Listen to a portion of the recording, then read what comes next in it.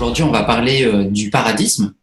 Euh, Paradisme que vous allez définir, vous allez nous aider un peu à définir ça.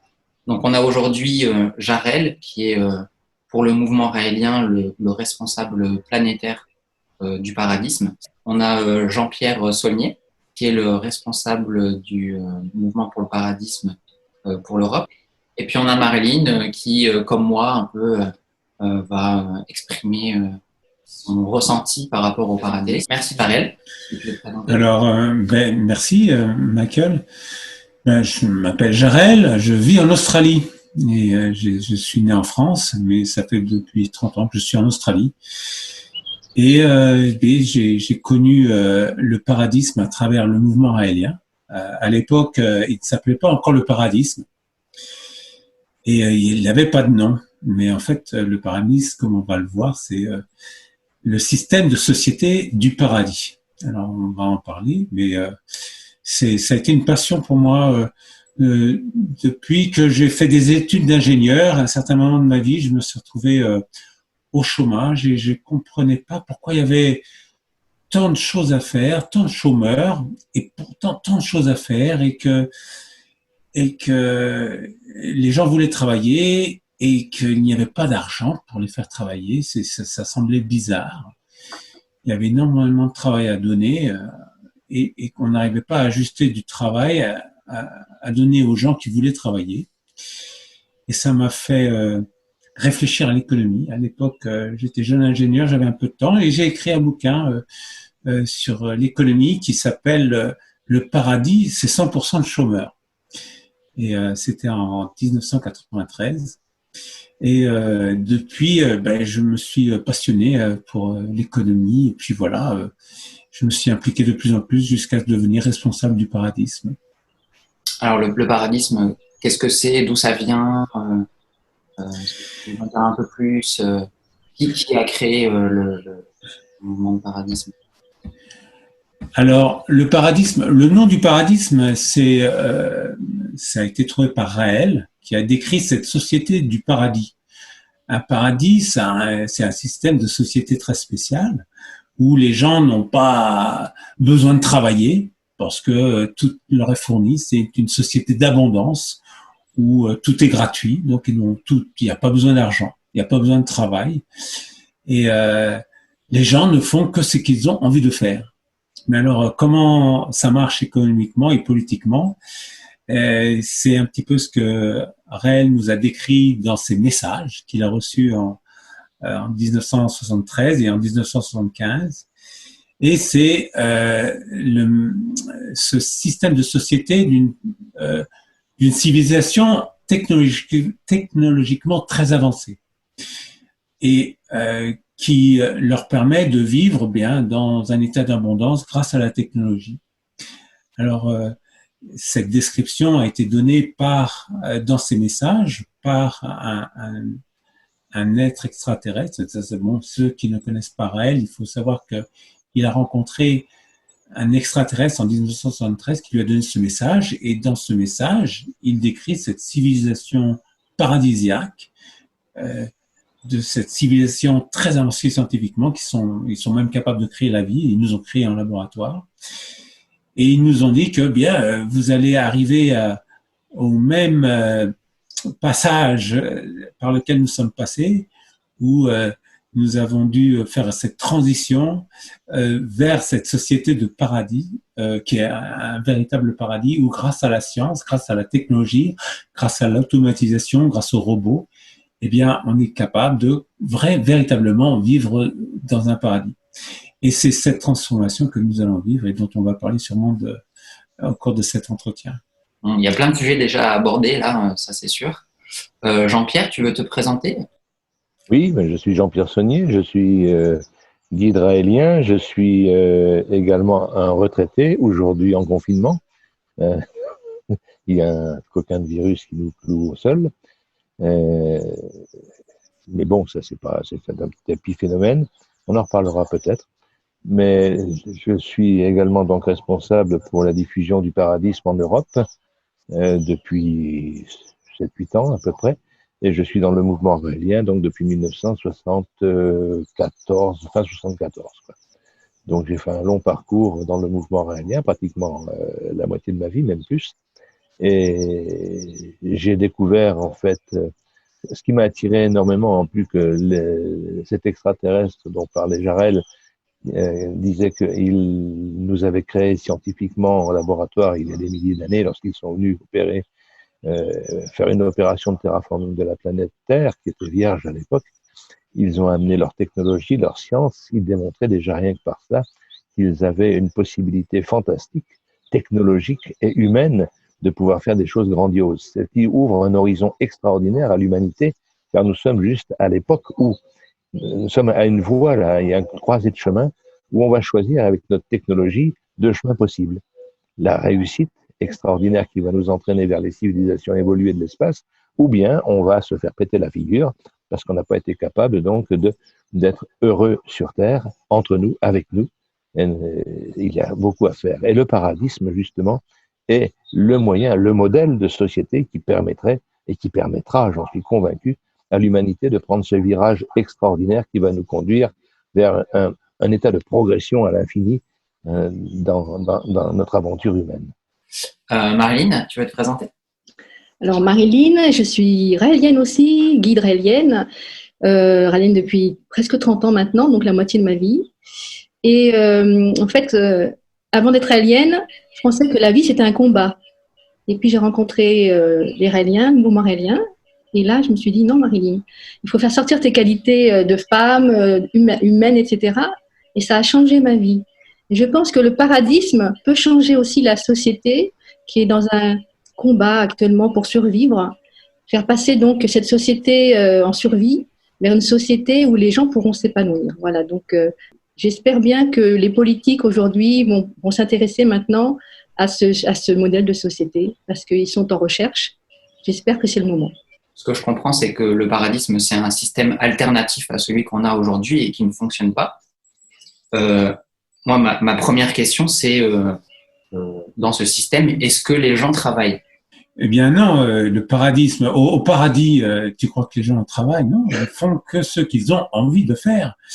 Et on a tous un potentiel, on est né avec un certain potentiel et on doit s'épanouir et exprimer ce potentiel.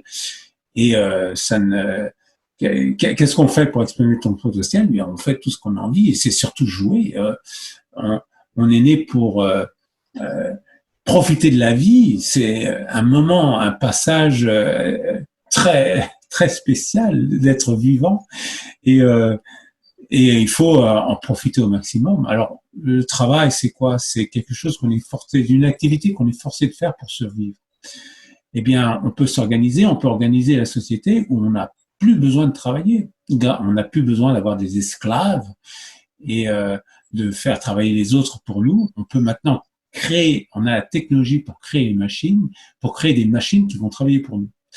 Donc, on ne veut pas plus de travail, mais on veut plus de liberté.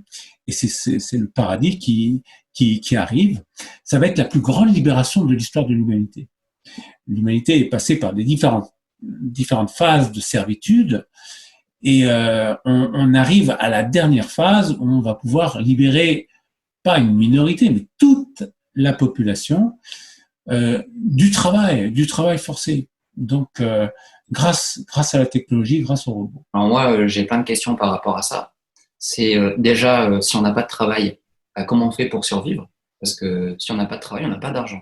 Oui, c'est la question qu'on pourrait se poser, bien sûr. Alors, je reprends le terme travail d'abord pour compléter ce que disait Jarel. Prenons l'étymologie du travail. Trépalium en latin, ça veut dire instrument de torture. Donc pendant des siècles, des millénaires, l'homme s'est torturé pour vivre. Il s'est torturé et on l'a torturé pour qu'il fasse avancer la société. Il l'a fait contraint et forcé. Aujourd'hui, comme le disait Jarel tout à l'heure et comme le dit le paradisme, la technologie, la robotique, les nanotechnologies, les imprimantes 3D, enfin tout ce que l'on connaît comme produits scientifiques et technologiques qui apparaît et tous ceux qui vont apparaître à une vitesse exponentielle dans l'avenir vont libérer totalement l'homme du travail contraint et forcé. Alors, le libérer, oui. Il y a des gens qui vont dire, mais si on me libère, on me met au chômage. Ah oui. Et j'ouvre une parenthèse, mais une société qui a réussi, une humanité qui a réussi dans son parcours, c'est celle qui a amené l'ensemble de sa population au chômage. Le chômage est un état naturel. C'est l'état naturel de l'humain. Qu'est-ce que ça veut dire chômer? C'est pouvoir rester à la chaumière quand on veut. Hein. Et ça n'enlève pas pour autant l'activité de l'individu. Nous avons un cerveau là, entre les deux oreilles qui a une possibilité de créativité extraordinaire. Croyez-vous, parce que les gens sont au chômage, qu'ils arrêtent leur activité. Regardez les retraités. Ils sont en retraite, ils ont un revenu qui leur revient tous les jours. Et qu'est-ce que l'on peut apercevoir? Ces retraités vont faire des activités diverses pour pouvoir vivre avec leurs semblables. Le travail contraint, c'est une contrainte. La liberté d'agir est une liberté totale qui permet à l'individu donc de pouvoir s'exprimer, de révéler ses capacités extraordinaires, de se donner le plaisir de vivre enfin. Alors, comment vivre quand on n'a plus de travail, mais qu'on est dans une société d'argent? Ça passera par différentes étapes. On va pas faire, en claquant des doigts, une société paradisiaque tout de suite immédiate, comme on l'a chez les Elohim. Il va falloir passer par des étapes. Il va falloir penser à dire l'argent n'a plus de raison d'être à partir du moment où les robots travaillent complet. Si on arrive à produire à taux zéro, c'est qu'il n'y a plus de coût. Les robots travaillent à notre place. Donc s'il n'y a plus de coût, il n'y a plus besoin d'argent. Et la société se doit déjà aujourd'hui, dès aujourd'hui, préparer cette époque où on va aller vers la gratuité totale. Alors ça peut passer par aujourd'hui une attribution d'une allocation universelle de bien-être pour chaque individu, puisque les robots peuvent produire, qu'ils produisent pour la société, et puis que la redistribution, le partage se fasse d'une manière politique dans un premier temps, qui se fera ensuite d'une manière très naturelle. L'humanité, à partir du moment où on produit à coût zéro, n'a plus besoin d'argent, elle peut vivre sans. La disparition de l'argent, ça va aussi venir avec l'état d'abondance. Tout ce qui est abondance peut devenir gratuit. Et on va développer une technologie qui va rendre possible cet état d'abondance. Il n'y aura plus besoin de travailler, mais on va aussi produire abondamment. Et quand les choses sont abondantes, bien, les choses deviennent gratuites. L'argent va disparaître grâce à l'état d'abondance. Imagine-toi le jardin d'Éden. Pourquoi il n'y avait pas besoin d'argent où les premiers hommes n'utilisaient pas l'argent? Parce qu'ils étaient dans un état d'abondance. Ils avaient la nature, les produits de la nature qui étaient à disposition, et ils étaient dans l'abondance offerte par la nature. Donc, on va pouvoir recréer cette abondance grâce à la technologie, et on va pouvoir se passer d'argent. Bon, alors là, j'aborde un autre sujet, puisque tu parles de la nature. C'est que justement, cette industrie qui va nous aider à nous épanouir, aujourd'hui, on lui reproche souvent de détruire cette nature. Comment le paradisme va s'allier avec la nature qui, aujourd'hui, c'est un sujet qui semble très important pour une certaine catégorie de la population, souvent des jeunes, en fait, qui s'intéressent à l'écologie. Comment le paradisme va aider ça s'il y a des robots partout, s'il y a une industrie d'abondance, on va abîmer la nature, du coup. Notre technologie est encore primitive. Mais on va adopter on devra forcément changer notre technologie pour avoir une technologie propre et une technologie, je dirais, même biologique, qui soit complètement intégrée avec l'écosystème. C'est-à-dire que maintenant, tu sais que la nature produit tout ce qu'on a besoin. Mais la nature elle-même, c'est aussi une technologie. La chaîne d'ADN, c'est un langage, c'est un code, et on l'apprend par les Elohim qui nous ont créé, ces extraterrestres qui ont créé toute la vie sur la Terre. Ils ont dit, ce n'est que de la technologie, c'est grâce à ces scientifiques et ces artistes que vous avez ces magnifiques formes de vie, et toute la vie sur la Terre a été créée scientifiquement.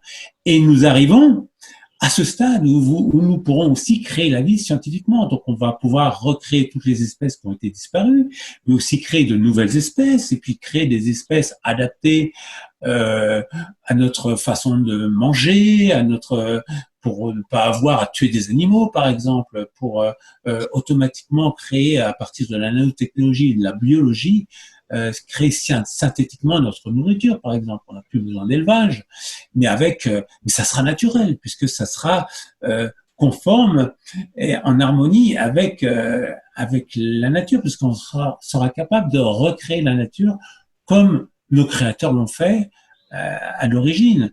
Donc, on va s'égaler aux dieux. C'est exactement ça.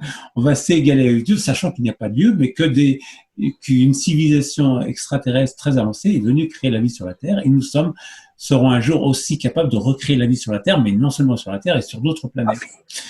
Donc, c'est vers là qu'on va se diriger, que notre technologie va se diriger vers une technologie biologique. On aura des robots biologiques et tout sera fait biologiquement pour que ça soit en harmonie avec l'écologie et que ça soit complètement intégré au système naturel de décomposition par la nature. Ce qui est intéressant aussi de voir, c'est qu'aujourd'hui, on parle de protéger la nature, mais il y a un élément qu'on ne voit pas, c'est la démographie. La population est trop nombreuse sur Terre, donc on est obligé de faire beaucoup d'électricité, de prendre beaucoup de produits naturels, etc. Et on ne le dit pas, mais à partir du mois de août, du mois de juillet, l'humanité a déjà utilisé tout son crédit au niveau de ce que la nature peut produire. La sauvegarde de la nature passe aussi par une prise de conscience de l'humanité, faire en sorte qu'il y ait moins d'enfants, et donc il y a peut-être aussi des choses à faire à ce niveau-là. Donc, on aura une science biologique, il faut aussi avoir une conscience qui prenne en compte que l'humanité ne peut pas se développer à tire-larigot comme on pourrait croire, quoi. Et technologiquement, scientifiquement, on pourra très vite, dès qu'on va être conscient de ce phénomène-là, pouvoir rendre propre la nature. Dès maintenant, on pourrait commencer à le faire. Il y a des gens sur la planète qui s'acharnent avec beaucoup de courage à vouloir renettoyer l'ensemble de l'écologie. Eh bien, avec les systèmes que l'on va pouvoir trouver, des nanorobots, de la biotechnologie, on va pouvoir aller nettoyer les poubelles que nous avons dans l'océan Pacifique, où il y a des artères complètes pendant des kilomètres et des kilomètres de détritus, là où tous les courants se réunissent. La Méditerranée qui est complètement pourrie au sous-sol et qui commence à l'être de plus en plus en surface, pour ne parler que des océans, mais il y a l'air, la pollution de l'air qui est à retravailler, il y a l'eau courante des rivières qui est polluée, l'atmosphère des villes, il y a des quantités de travaux, les chantiers à mettre en œuvre. Il y a du travail, mais en fait, il y a de l'œuvre à mettre en œuvre, c'est le cas de le dire, et puis être en mesure de pouvoir, avec toutes ces nanotechnologies, ces technologies nouvelles, ces imprimantes 3D, l'intelligence artificielle, mettre tout ça bout à bout et faire en sorte que ces outils prennent, soin de la nature et soin des hommes. On vit une époque fantastique, on prend un virage extraordinaire, mais il va falloir bien le prendre, le virage, parce que là, il y a un mur où on peut aller s'éclater la tête contre, où il y a un virage qui est juste devant, et il faut le prendre, c'est dès maintenant qu'il faut l'amorcer, ce virage. Aller vers le paradis ou aller la tête dans le mur. C'est un choix de société, c'est un choix politique, c'est un choix de chaque individu. À lui de savoir quel avenir il veut.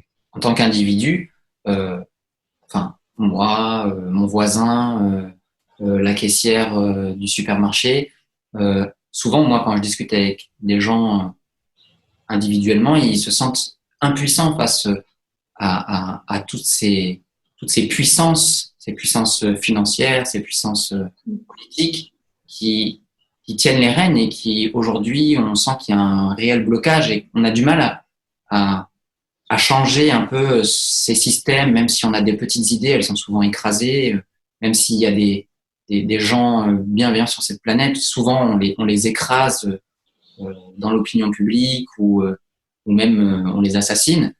Comment on peut agir individuellement pour aller de l'avant, en fait? Parce qu'on sent qu'il y a un réel blocage. On sent qu'il y a beaucoup de gens qui sont très pessimistes et qui disent qu'est-ce que je peux faire? De toute façon, on est voué à l'échec.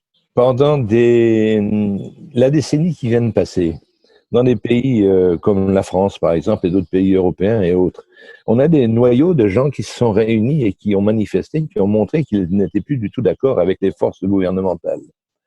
L'être humain sent que c'est fini le temps de l'esclavage.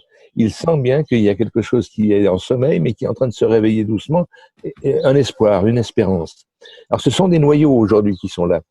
Malheureusement, les leaders de ces noyaux-là voient la contestation, montrent la contestation, mais n'ont pas d'objectif, n'ont pas de projet, de programme de société, ou très peu. Ou s'ils ont des projets de société, ce sont des projets qui sont construits à partir des schémas de l'ancien système. Alors, avec du vieux, on ne peut pas faire du neuf, c'est pas possible. Le paradisme, lui, c'est un produit nouveau, révolutionnaire, où il met enfin l'homme au centre des préoccupations de l'ensemble de la société. Et comment le faire connaître? Eh bien, c'est quoi? C'est faire ce que tu fais là, Mick. Tu parles de cela sur les réseaux sociaux. Eh bien, les quantités de gens doivent parler de cette société nouvelle sur les réseaux sociaux, en parler entre eux. Au lieu de parler donc du voisin et autres à table, en famille, parlons un peu du paradisme. Mais il faut que le paradisme, l'idée du paradisme entre dans les esprits. Et il faut le diffuser, le faire connaître, le faire connaître. Tout changement est exponentiel. Les réactions chimiques sont exponentielles et tout est à base de réactions chimiques. Et on a l'impression que ça avance pas, qu'on est bloqué. Et puis tout d'un coup, ça change à une rapidité incroyable. On l'a bien vu en quelques semaines, puisqu'on on vit les premières semaines d'isolement du Covid-19, là, du Covid-19. Eh bien, ça s'est passé très vite. Et c'est comme le mur de Berlin, ça s'est effondré en une nuit. Donc, et on pensait que c'était une situation qui allait durer des générations. On était tous bloqués, on ne pouvait pas imaginer comment s'en sortir. Et donc, il y a la première chose à faire, c'est ce que tu fais, c'est il faut diffuser les informations. C'est ce dont Jean-Pierre a parlé. Il faut propager ces idées dans la société du paradisme. Et puis, à un certain moment, il y aura une masse critique. Il y a un certain nombre de gens qui vont adopter ces idées, qui vont agir en conséquence. Et soudainement, tout d'un coup, bien, le mur s'effondre, les obstacles s'effondrent, et puis on avance de façon spectaculaire dans la direction du paradisme. De toute façon, le paradisme est inévitable. Parce que le paradisme, c'est beaucoup plus qu'un projet de société comme ça. C'est le projet de société de toute civilisation technologiquement avancée. De toute civilisation qui a atteint le niveau de l'automatisme, je dirais le niveau de l'intelligence artificielle, où on est capable de faire travailler les machines de façon intelligente, où l'intelligence de la machine est capable de se substituer à l'intelligence humaine. Et alors, on n'a plus besoin de travailler. Et donc, ce système de société, on se dirige. On vient juste récemment, en fait, ça ne fait que quelques années, que l'intelligence artificielle a progressé de façon énorme. Maintenant, on fait apprendre aux machines ce que nous savons, et les machines peuvent apprendre d'elles-mêmes et apprendre beaucoup mieux que nous-mêmes et beaucoup plus vite. Donc, on va se faire dépasser par la machine, et ça va amener cette société qui va faire que les machines vont prendre tout ce qu'on n'a pas besoin de faire, et puis on va pouvoir aménager cette société et vivre dans ce paradis. Donc, pour chaque niveau technologique, en fait, il y a un système de société. Et il y a eu le féodalisme, on reprend. Après, il y a eu le capitalisme, arrivé avec l'arrivée de la machine qui a bouleversé et qui a installé une nouvelle classe au pouvoir, les capitalistes. Et maintenant, il y a ces machines qui arrivent, les machines intelligentes, qui vont bouleverser la société. Et on est en train de vivre l'effondrement, là. C'est fantastique de voir ça. L'effondrement économique, mais c'est l'effondrement du capitalisme, c'est l'effondrement du libre marché qu'on est en train de vivre, et qui va amener le paradisme, qui va amener cette société où c'est une société, comme Jean-Pierre le disait, de partage, où on va se partager les ressources et tous bénéficier. Il n'y aura pas d'exclus, il y aura pas de classe, il n'y aura pas de classe de travail, de classe sociale. Ça va être une société très égalitaire. Et c'est la société qui s'en vient et qui est inévitable. Enfin, la seule façon de l'arrêter, ça serait de s'autodétruire. Ça serait quand même bête. Donc, il faut absolument apporter cet espoir dans la société qui, en ce moment, déprime parce qu'ils n'ont pas cette vision de ce monde qui s'en vient, et lui montrer ses directions, la direction à prendre, et dire que le futur, en fait, est fantastique. Il faut juste démilitariser pour être sûr qu'on va pas s'autodétruire, et puis résoudre les problèmes qui sont très importants, comme la surpopulation, comme un des problèmes les plus importants qu'il faut aborder maintenant, parce que si on crée tant de problèmes à l'écosystème, c'est à cause de cette surpopulation. Donc il va falloir identifier qu'est-ce qui quel est le niveau de population raisonnable auquel on doit arriver pour permettre de vivre tous ensemble sans épuiser la planète. Alors là, c'est ce qu'on est en train de faire et on en prend conscience et c'est notre priorité. Donc notre priorité, c'est la démilitarisation et la surpopulation, avec aussi une conséquence de la surpopulation, l'écologie, la destruction de l'écosystème. Donc c'est les 3 priorités qu'on doit résoudre tout de suite et mettre en place les technologies pour faire que ça aille mieux, pour rendre plus juste une société plus juste où il y a une distribution de richesse, il y aura une transition vers le paradisme où la richesse sera mieux distribuée et ça va prendre quelques années, mais ça peut se faire en une génération si on s'y mettait tous. Et c'est cet espoir qu'il faut faire passer en ce moment dans la société principalement auprès des jeunes. Parce qu'on ne leur présente pas un futur glorieux, les jeunes. C'est assez déprimant ce qu'on leur présente.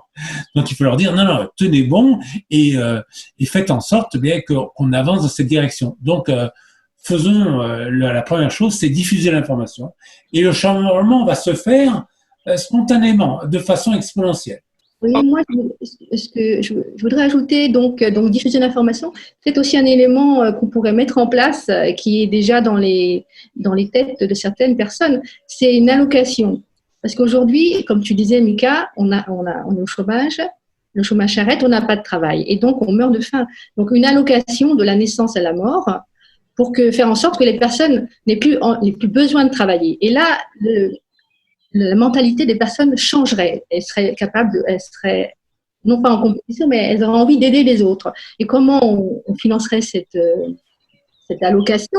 Déjà en regroupant toutes les allocations qui existeraient, en retirant par exemple la moitié des allocations, des impôts qui sont donnés pour les armées, etc. Il y a plein de choses à faire. Il suffit de remettre à plat tout ce qui existe aujourd'hui et faire en sorte de refaire une société où les gens auraient déjà à la base de quoi manger, de quoi s'habiller, de quoi avoir un toit.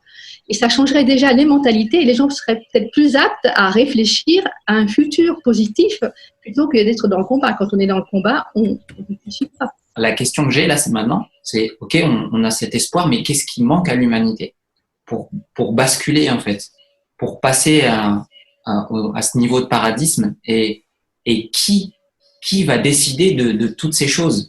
Dans ma vie, j'ai été en contact avec beaucoup d'individus où j'ai dû faire des échanges commerciaux et autres. Et un constat est simple, c'est que un individu achète ce que vous lui proposez, que ce soit un produit, des idées, une société nouvelle, à partir du moment où il sait qu'il va tirer un bénéfice. Benefice en latin, des bienfaits. S'il sait qu'il va tirer des bienfaits d'une proposition, il va s'arrêter un instant et il va y réfléchir.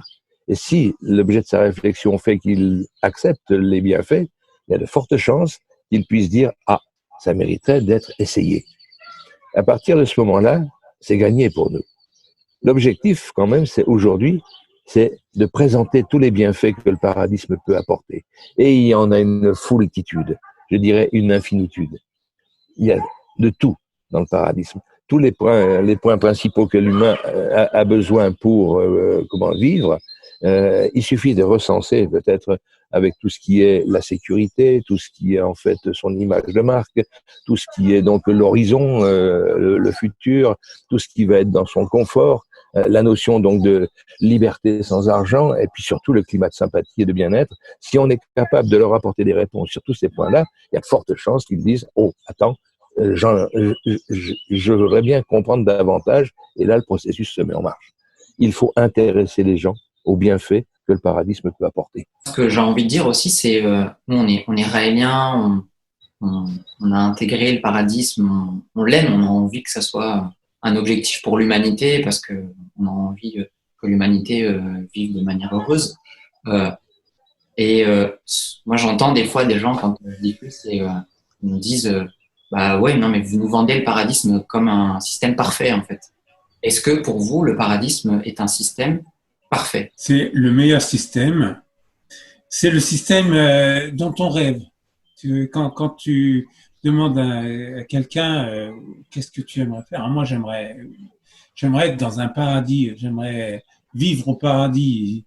Et certaines religions, ils attendent que ça, mourir pour enfin accéder au paradis. Alors on n'est pas obligé de mourir pour arriver au paradis, on peut créer un paradis sur la terre.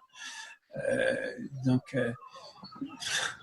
Ça parce que souvent, les hommes politiques, quand ils nous vendent leur campagne, leur projet, ils nous le vendent comme si c'était un système parfait. Et du coup, les gens aujourd'hui ont du mal à les croire parce que, évidemment, c'est des menteurs. Donc, pourquoi ils nous croiraient plus que ces hommes politiques? on peut dire que la perfection, ça n'existe pas. Il y aura toujours des problèmes. Il y a toujours des problèmes. Mais c'est le meilleur. On peut toujours améliorer. Et à chaque niveau de technologie, il y a un système adéquat qui va permettre d'optimiser la liberté, le bien-être et le bonheur des êtres humains. Et c'est ça. Et c'est le système qui va permettre d'optimiser ces trois paramètres qui sont essentiels à la qualité de vie. Donc, ça se fait de façon scientifique. C'est la science qui va nous aider à optimiser ces paramètres. Le bonheur, l'épanouissement ou le bien-être, ça va se faire grâce à la science qui va améliorer la façon dont on fait les choses. Ça va s'améliorer sans arrêt. En fait, on ne va pas arriver tout de suite à quelque chose de parfait. On va mettre en place un système qui va s'auto-améliorer indéfiniment, rendre les choses encore meilleures et meilleures et meilleures. C'est un système qui va être en amélioration infinie. Moi, j'aimerais qu'on aborde quand même ce sujet aujourd'hui où on se trouve dans cette situation d'isolement, de confinement avec le coronavirus 19, même si ça semble être un peu un grain de sable sur une plage. Ça implique quand même énormément de choses, je trouve, par rapport à ce que nos dirigeants, comment nos dirigeants organisent cette situation en fait, et qu'est-ce que ça implique aussi au niveau de nos libertés. Déjà, premier point, moi je trouve qu'il y a une gestion qui est quand même catastrophique. On sent qu'ils sont complètement paumés, qu'ils savent pas quoi faire, qu'ils sont mal organisés et qu'ils ont surtout pas prévu les choses. Après, je trouve qu'ils en profitent aussi pour restreindre un peu nos libertés. Comme si ça tombait à pic. En France, on le voit beaucoup puisque on a eu pas mal d'années avec des manifestations en tout genre de toutes les catégories professionnelles, surtout les classes les plus précaires. Et aujourd'hui, ça tombe à pic en fait, cet isolement où les gens ne peuvent plus se rejoindre dans la rue, ne peuvent plus manifester leur mécontentement, à part sur Internet. Et malheureusement pour ces hommes politiques, avec Internet, j'ai l'impression que ça se fait plus, sauf qu'on est moins dans la rue, quoi. Qu'est-ce que vous pensez de cette gestion et de ces restrictions de liberté qui sont aujourd'hui, on ne sait pas combien de temps ça va durer. Donc c'est ça qui est un peu étrange. Quand tu es au pouvoir, si tu veux conserver véritablement le pouvoir, sépare les gens les uns des autres. À partir du moment où tu les sépares les uns des autres, ils ne peuvent plus réfléchir ensemble, et à ce moment-là, tu conserves ton pouvoir et tu l'accentues. Ça, c'est pas d'aujourd'hui, hein. Les philosophes grecs en parlaient déjà à l'époque. Mais ça n'a pas changé, c'est toujours le même processus. Et les hommes politiques ont bien étudié dans leurs écoles ce qu'il fallait faire pour, diriger les peuples. Ça, c'est une des façons de le faire. Là, comme tu le dis, nos énarques pour la France et pour les autres dans des grandes études, pour les autres gouvernements dans les autres pays, c'est pareil. Ils ont été formatés pour pouvoir diriger une société avec des principes bien spécifiques. Diviser, régner et conserver le pouvoir. Et pendant ce temps-là, pendant que les gens sont isolés, il y a des quantités de lois qui sont en train de passer sous le boisseau comme ça, et qui, au moment du réveil, vont être là, elles sont déjà en activité. On en a déjà en France quelques-unes qui sont passées là cette semaine et personne ne les a vues passer. C'est ça qui est extraordinaire. C'est une méthode politique classique de la démocratie. Qu'est-ce qu'on peut faire? Qu'est-ce qu'on peut constater? Les politiques aujourd'hui n'ont rien dans leur escarcelle. Ils ne savent plus où aller. Ils n'ont plus de programme. Ils inventent au fur et à mesure, au pas à pas. Et puis, bien sûr, ils se trompent puisqu'on est en pas à pas et ils n'ont pas prévu. Ils ne savent plus prévoir. Ils n'ont pas de solution puisqu'ils sont dans un système et ils sont formatés par cet ancien système qui est devenu obsolète. Il a été bon un temps, mais il est fini maintenant ce système. Et ces gens qui nous gouvernent dans tous les pays sont formatés avec ce système et n'ont pas du tout la présence d'esprit de dire attends, on est en train de changer quelque chose, il faut que on change aussi nos modèles. Et ceux qui tentent de le modeler nouvellement, qu'est-ce qu'ils font? C'est ce que je disais tout à l'heure. Ils prennent des éléments de l'ancien modèle pour essayer donc de faire du neuf avec. On ne fait pas du neuf avec du vieux. Et nos politiques aujourd'hui sont incapables d'imaginer, de prévoir, de regarder quelque chose de nouveau.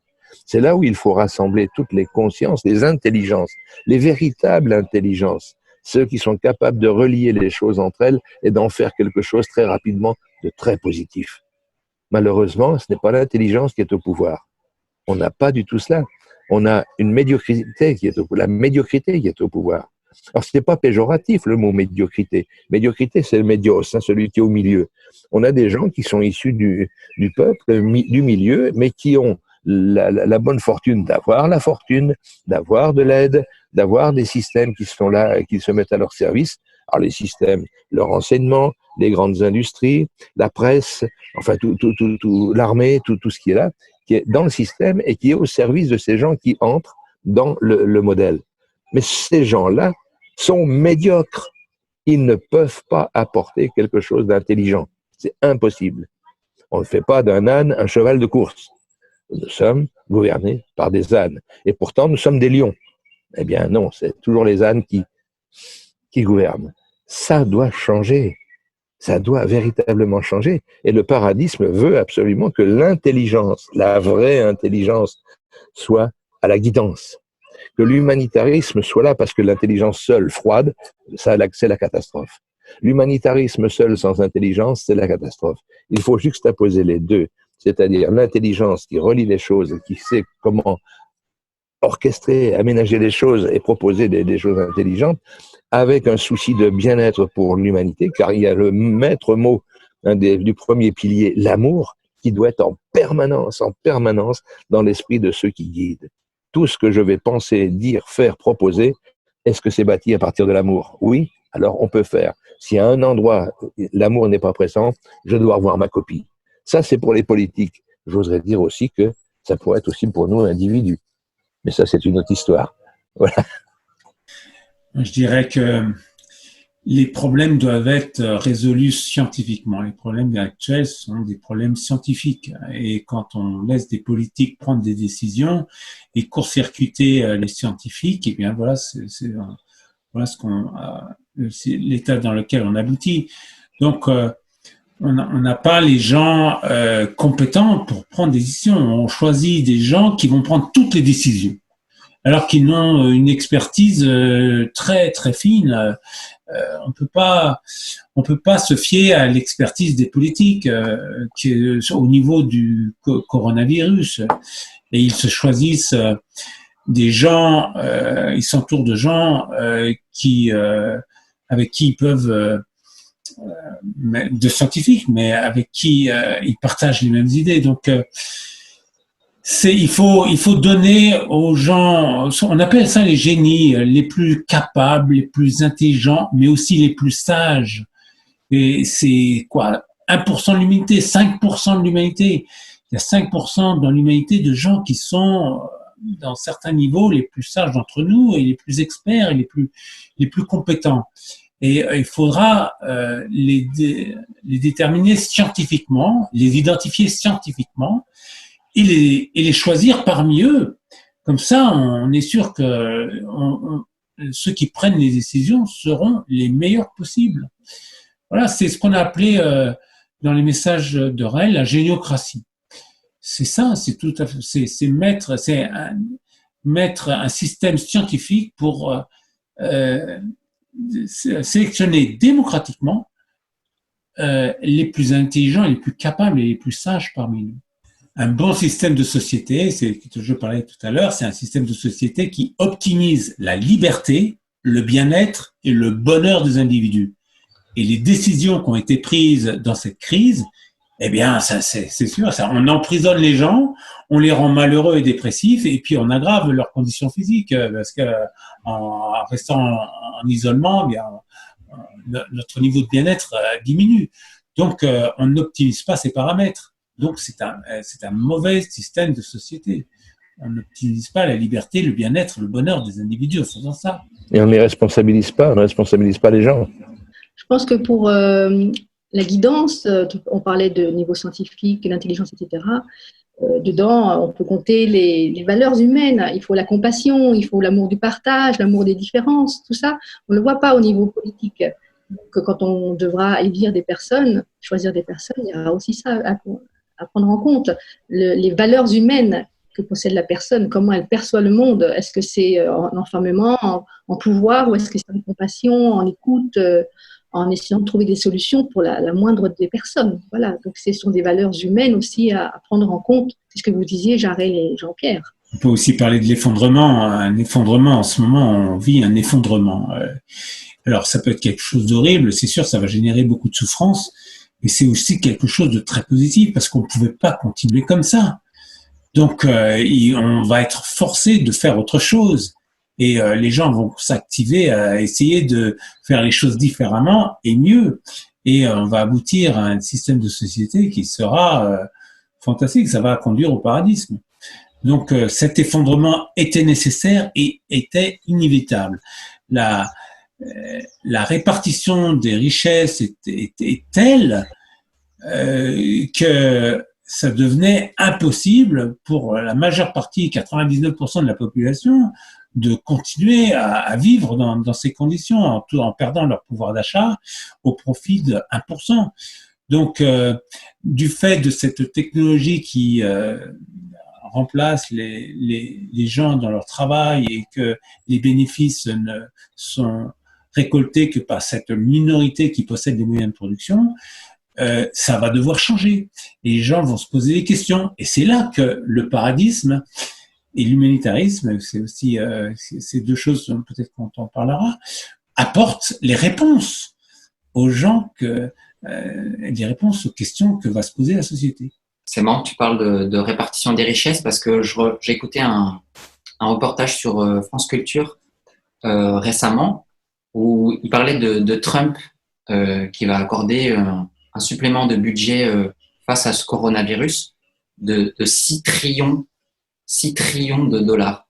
Donc c'est colossal, c'est du jamais vu. Et on se rend compte en déchiffrant un peu la répartition de ces 6 trillions qu'il y a un peu moins de 10% de ces 6 trillions qui va être bénéfique pour les gens les plus précaires ou les petites entreprises ou les moyennes entreprises. Et le reste, comme d'habitude, en fait, se retrouve entre les mains des très, très grandes entreprises, des banques du pays, et on recommence. Tout ça, c'est pour maintenir le système obsolète en place. Ça n'a aucun crédit pour le futur. Il n'y a pas de renouveau dans cela. C'est remettre de l'argent dans la caisse pour maintenir le système. L'Espagne, je lui fais un petit clin d'œil, là, cette semaine, ils viennent d'annoncer qu'ils allaient donner un revenu minimum de base à la population pendant cette période difficile. Donc, ils pensent à toute la population. Ils parlent de cela aujourd'hui ouvertement. C'est le gouvernement lui-même qui en parle.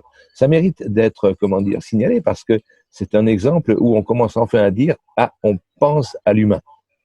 Les États-Unis dont tu parles, on pense au système. Et là, l'Espagne commence à dire « Attention, on va avoir des malheureux chez nous, ça va pas être facile, il faut qu'on pense à leur sécurité. » Et ils allouent un revenu de base.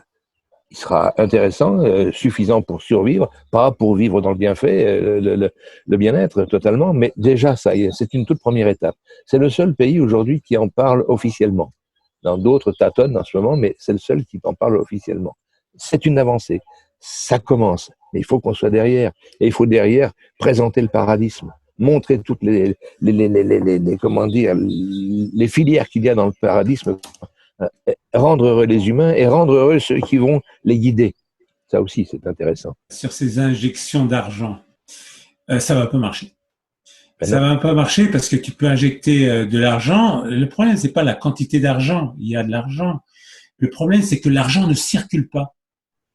Le problème, c'est pas qu'il n'y a pas d'argent dans l'économie. Il y a plein de trillions de dollars qui dorment dans des comptes en banque, qui sont là, mais il ne circule pas, il ne revient pas des consommateurs vers, les consommateurs, quand ils dépensent leur argent en achetant les produits et les services, donnent leur argent aux propriétaires des moyens de production, les riches. Et ces riches, eh bien, n'en donnent pas en retour suffisamment pour que l'argent circule correctement. Au lieu de ça, ils en mettent une partie de côté. Et comme les consommateurs ont toujours besoin d'argent, quand les riches en mettent de côté, eh bien, ça veut dire que les consommateurs en ont moins. Eh bien, pour ça, les riches vont leur prêter l'argent. Pour que le système continue, il faut que les consommateurs continuent à s'endetter. Et comme les consommateurs maintenant ne peuvent plus emprunter auprès des riches, ça va être le gouvernement qui doit emprunter aux riches pour le distribuer aux consommateurs. Donc c'est ce qu'il est en train de faire en créant cet argent. Il va essayer de faire recycler l'argent des riches vers les consommateurs, mais ça ne marche pas. Alors en créant de l'argent, injecter de l'argent aux consommateurs, tu ne résous pas le problème parce que une fois que les consommateurs dépensent cet argent, ils se retrouvent dans la poche des riches. Donc qu'est-ce que tu en fais? Les riches, c'est ceux qui possèdent les moyens de production. Et c'est ça qui est la base du problème. J'espère qu'on aura une autre émission pour en parler parce que c'est fascinant de voir comment ça fonctionne, le problème de circulation d'argent. Donc ça ne va pas marcher. L'argent que tu injectes, parce que l'argent ne circule pas, ça va amplifier le problème. Et on va se dire, mais on va avoir une hyperinflation et ils vont tous se demander pourquoi. Ça y est, et on aura une crise supérieure à celle de le 29 et ça va effondrer tout et on aura à l'issue de cette crise, enfin les gens vont se mettre à comprendre et qu'il faut partager les moyens de production et enrichir la communauté et pas seulement une minorité d'individus. Et ça va être la voie du paradisme. Ça, il faudra l'expliquer plus en profondeur peut-être une autre fois. Plus d'informations sur le paradisme, comment fait-on, où est-ce qu'on va, où est-ce qu'on se renseigne? Une très bonne question, ça. Sur Internet, bien sûr, il y a un site web qui s'appelle paradisme.org. Paradisme sans E parce que c'est en anglais, mais on peut choisir, c'est traduit en plusieurs langues, dont le français. Donc, et puis on a une chaîne YouTube, paradisme.org. On a des vidéos, on a la possibilité de nous contacter par le site web. Donc, vous pouvez faire des commentaires, on essaiera d'y répondre. Et puis on met les gens en relation, on essaye de créer ce network, ce réseau de gens qui veulent s'embarquer, veulent contribuer à ce fantastique changement dans la société pour arriver à un paradis. Merci à tous d'être présents aujourd'hui et puis je pense qu'on se reverra, c'est sûr.